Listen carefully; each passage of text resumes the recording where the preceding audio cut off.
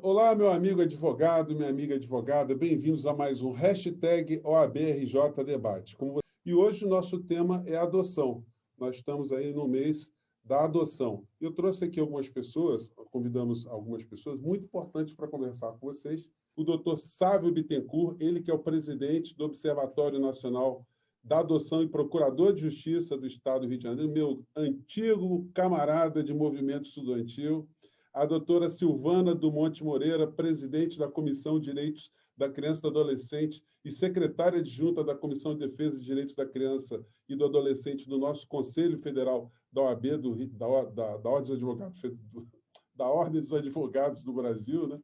E também o doutor Saulo Amorim, ele que é coordenador do Grupo de Apoio à Adoção Cores da Adoção do Rio de Janeiro e membro também do Observatório Nacional da Adoção. Gente, para começar o nosso papo aqui, a gente vai exibir para vocês um vídeo e a gente segue na sequência, tá bom? Acompanhe nosso vídeo.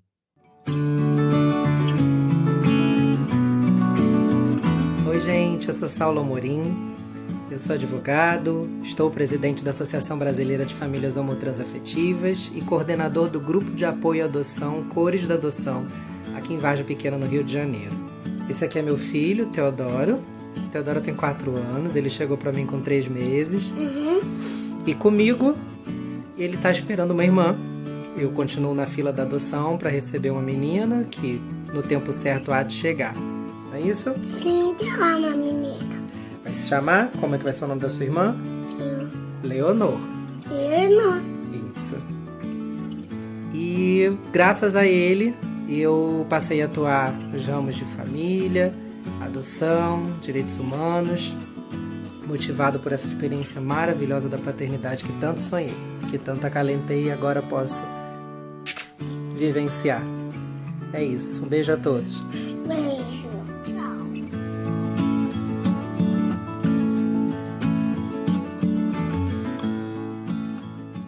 Qual a importância, doutor Saulo, de uma campanha como essa? Cada vez mais a gente percebe que informação de qualidade sobre adoção nunca é demais, né? A gente pode aproveitar o mês de maio para falar também sobre isso. Seria muito bom se nós tivéssemos mais espaço para falar sobre adoção segura e legal, aquela que a gente deseja para as famílias, para todas as crianças. Mas vamos aproveitar a semana do Dia Mundial, do Dia Nacional da Adoção, para refletir um pouquinho mais sobre isso, né? Refletir, inclusive, o quanto que a adoção, falar sobre adoção em período de pandemia se torna também mais relevante num período em que os sistemas de proteção à infância foram diretamente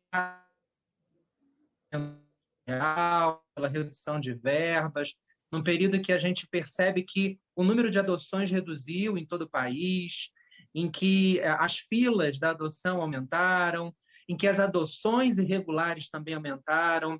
Então, é muito importante, eu fico grato ao ABRJ por esse espaço.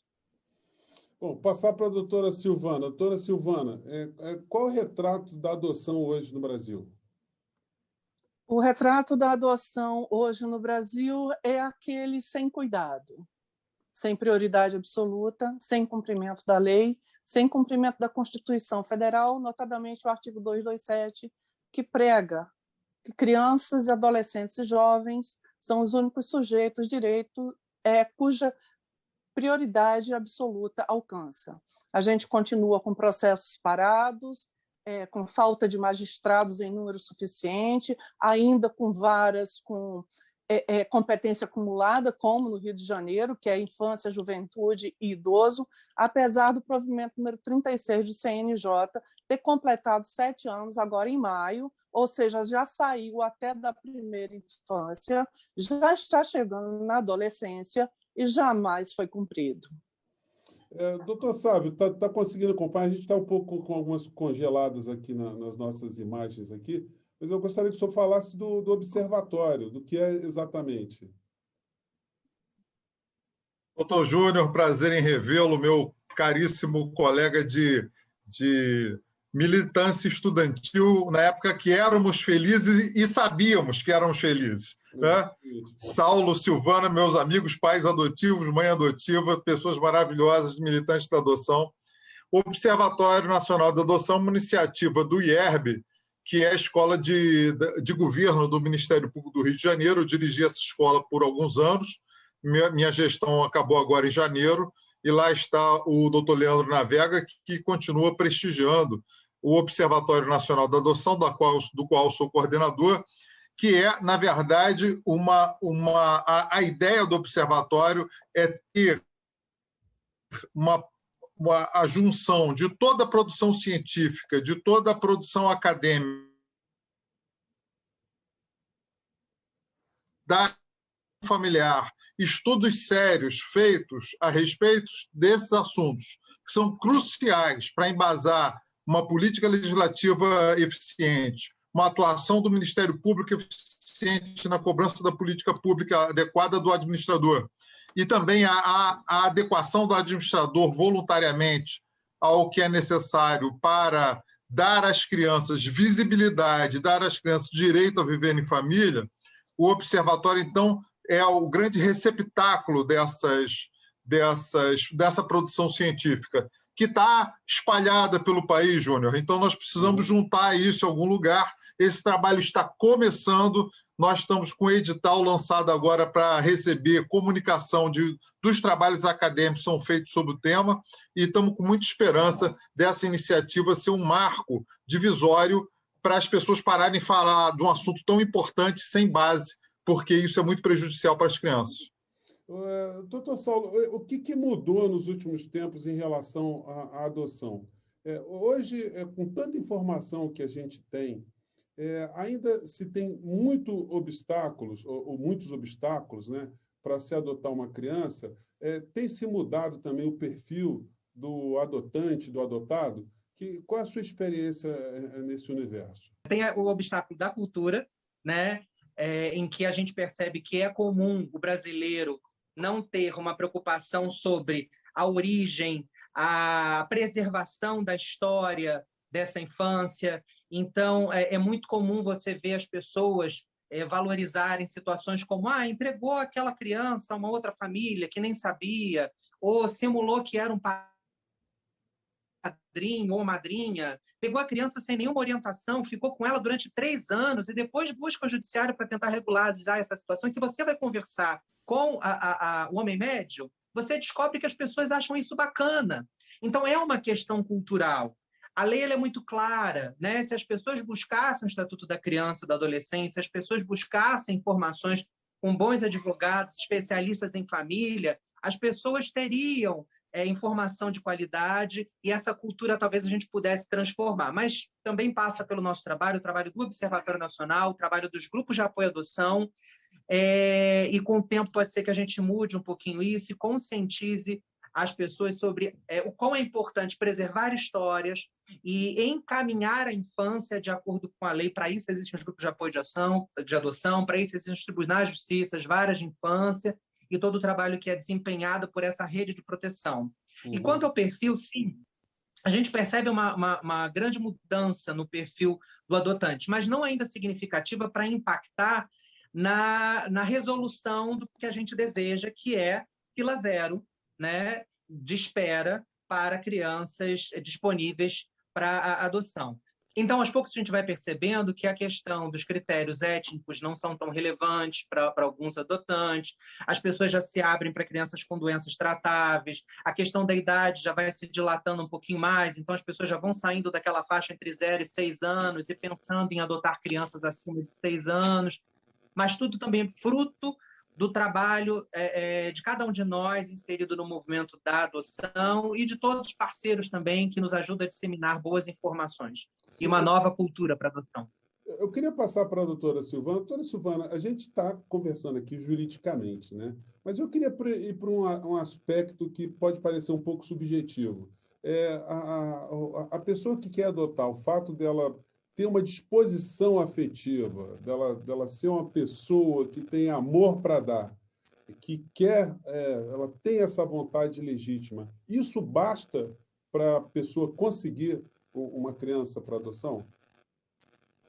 Não, Júnior, não basta, não. É preciso que ela passe por estudos psicológicos e sociais para aferir a sua real condição de atender o melhor interesse da criança. A gente precisa entender que a adoção visa atender o melhor interesse da criança e não dos adultos que querem adotar, né? Então, a prioridade será sempre a verificação total, até porque nenhum juiz dará uma criança ou dará uma habilitação possibilitando a adoção de uma criança sem que aquela pessoa passe por todo o crivo do judiciário, onde se inclui psicólogo, assistente social, promotoria de justiça. A pessoa adotou 10 crianças, 20 crianças, adoções múltiplas, né? Qual é a sua visão sobre esse tipo de adoção?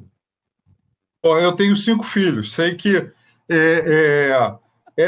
é caótico, entendeu? Então, eu quero dizer o seguinte, quer dizer, a adoção é sobre ser pai e ser mãe, não é a pessoa ter uma instituição dentro da própria casa.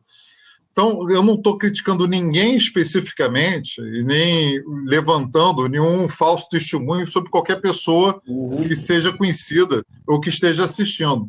Mas nós temos que tratar de uma criança de cada vez. Mesmo que nós tenhamos a capacidade de adotar um grupo de irmãos, isso é muito interessante, a família tem um limite operacional que precisa ser respeitado. Isso tem que ser levado em conta na habilitação.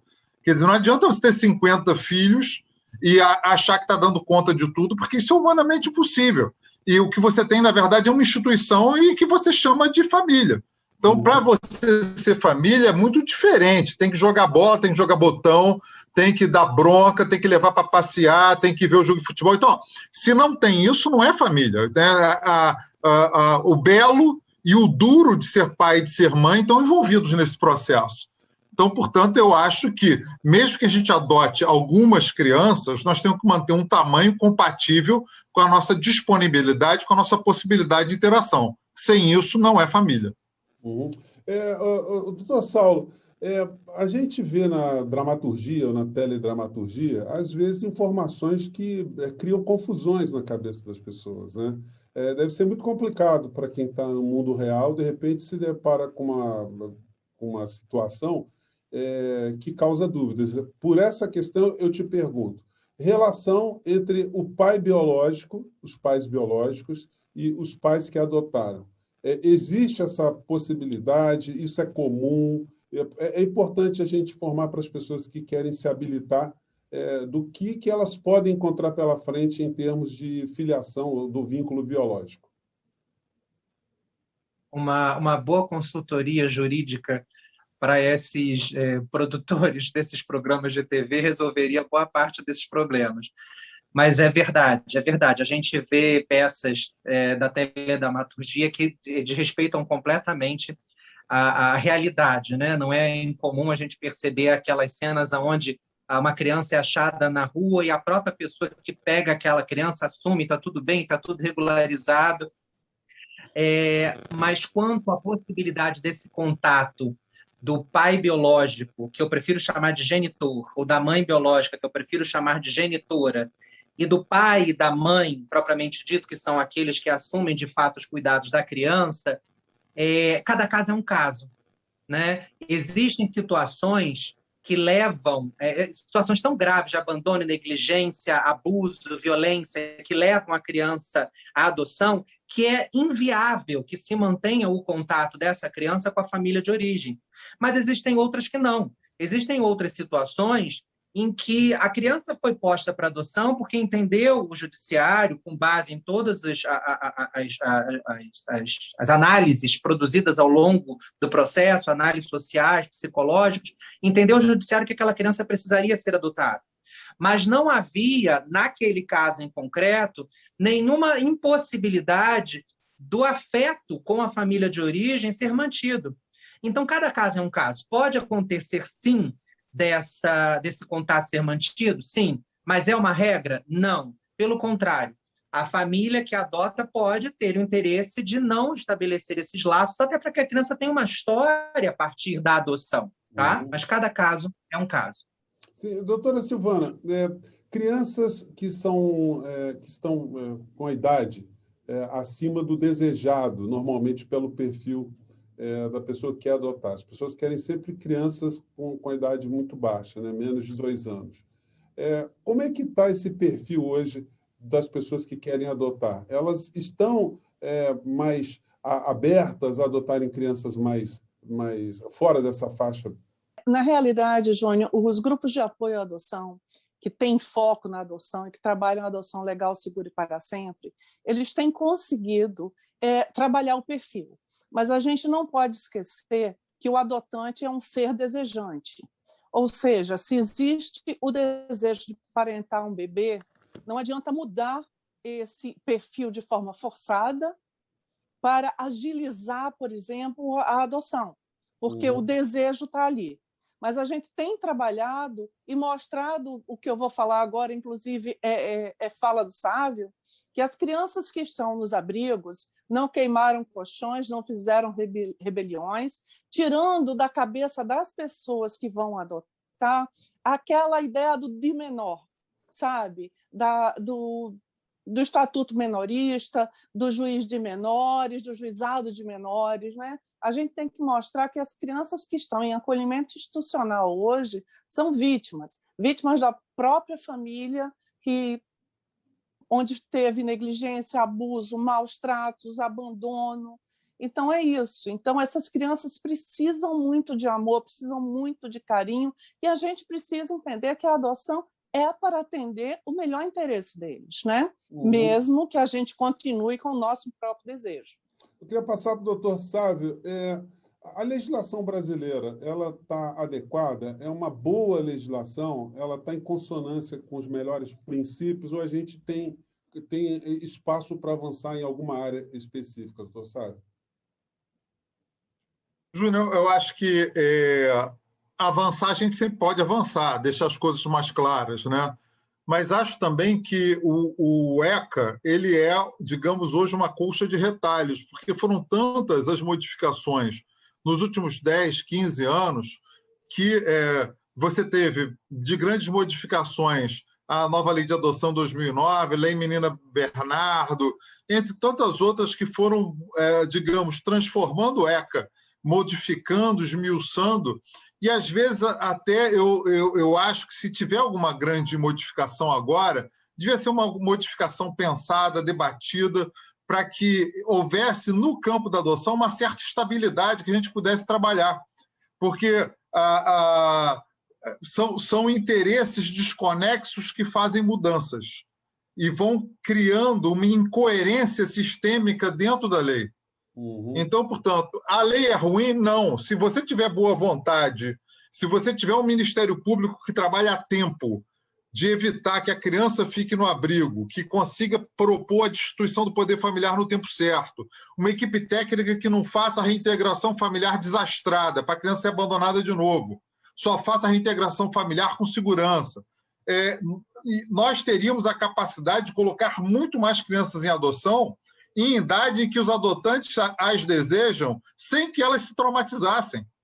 Mas isso precisa de uma mudança que é uma mudança cultural, como o Saulo disse, dos operadores do direito e das equipes técnicas, né? Que não sejam biologistas, que não tenham medo, que não sejam demagógicas, que não tenham medo de dar uma solução adotiva para essas crianças.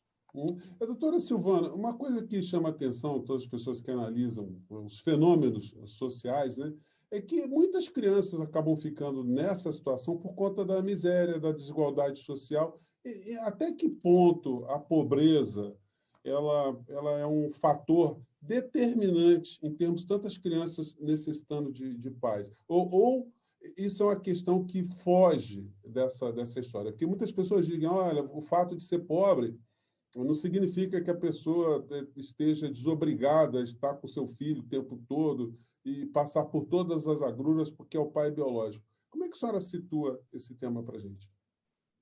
Júnior, a pobreza não é razão para a destituição do poder familiar, e sim um descuido. E se a gente fosse falar que a pobreza tira criança de família, só olhar a situação do Brasil. Quantas pessoas pobres, quase miseráveis, mantêm seus filhos, cuidam dos seus filhos, amam seus filhos. Uma questão é ser pobre, ter caráter e cuidar. E ser pobre e não ter caráter e abandonar. A questão maior está na falta do cuidado. E eu falo no cuidado como valor jurídico, aquele cuidado efetivo, o cuidado que dá a educação, mesmo que seja em colégio público, o cuidado que dá o alimento, mesmo que seja pouco, mas que cuida. Esse é o maior problema, gente. Ninguém está aqui defendendo que se tire filhos de pessoas pobres, muito pelo contrário. Mas a gente tem que analisar também que nós vivemos num país onde a política pública não existe. O welfare state morreu no Brasil. A gente está vivendo num país de tudo mínimo, Estado mínimo. E é preciso que volte os olhos do Estado-nação, para a sua população menos privilegiada, para as crianças e adolescentes, que são os seres mais vulneráveis que existem nesse país. Sim. Saulo, eu queria passar para a sua consideração, né? Eu fiz a pergunta primeiro para o doutor Sávio em relação à estrutura jurídica. Na sua condição de pai, que tem filho adotado, como é o Estado em relação às suas necessidades? A necessidade, existe alguma norma protetiva? O Estado deveria ter normas especiais para pessoas que constituíram uma nova família através de filhos adotados? Enfim, qual a sua visão e experiência no assunto? José, eu vou aproveitar a sua pergunta e vou abusar dela. Eu sou pessoa homoafetiva, né? Eu, quando adotei meu filho, eu estava casado com meu ex-marido. E adotamos, começamos o processo em 2014, encontrei meu filho em 2017, e o processo dele terminou agora, em meio à pandemia, em 2020. Nós vivemos todo o período posterior à decisão de 2011 do Supremo, que reconheceu as uniões homoafetivas com as uniões homoafetivas, o caráter de família. Pois bem, estamos comemorando 10 anos dessa decisão, exatamente nesse mês agora de maio. E eu pergunto a você e aos colegas, aos que estão nos assistindo, que lei temos a partir dessa decisão do Supremo? O que fez o Congresso Nacional em termos de direito positivo em favor das famílias LGBTI ao longo desses 10 anos? Então, quando você me pergunta sobre o que o Estado faz por mim, o que carece, eu digo tudo. Porque o que sustenta a existência da minha família via adoção é uma decisão judicial de um Tribunal Supremo que tem, até agora, aparentemente, uma composição favorável, né, à minha família, mas que, a depender dos novos componentes, que, pelo que dizem, serão terrivelmente contrários, né, a esses avanços sociais, a chance de tudo que eu conquistei e outras famílias como a minha conquistou vir por água abaixo é real. Né? Não temos direito positivo, não temos lei. A Constituição continua a mesma, né? É bastante restrita em conceito. O Código Civil também continua o mesmo, bastante restrito, não foi alterado. Eu tive muita dificuldade para tirar o CPF, gente, um documento básico que todos nós, brasileiros, precisamos cada vez mais para diversas funções da vida civil. Eu levei 3 meses para tirar o CPF do meu filho, que mesmo assim foi emitido naquele campo mãe, né? Porque vai entender por que a Receita Federal, há 10 anos, sabendo da decisão do Supremo, ela mantém uma métrica estabelecida em 1960, que já era segregacionista, para os pais, independente da orientação sexual, para os pais que adotaram sozinhos, homens que adotaram sozinhos, a monoparentalidade masculina, né, já era segregacionista, mas, enfim, vincula as pessoas, no cadastro de pessoas físicas, a um nome de mãe. Meu filho recebeu um CPF que botaram mãe desconhecida, como se fosse aquele elemento oculto que a gente não sabe, né? Uma mãe desconhecida, como se ela fosse aparecer. Não, não existe mãe na composição familiar homoafetiva masculina. São coisas simples que o Estado não pensa. E entra a gestão e passa a gestão, não é só um problema do poder executivo, não.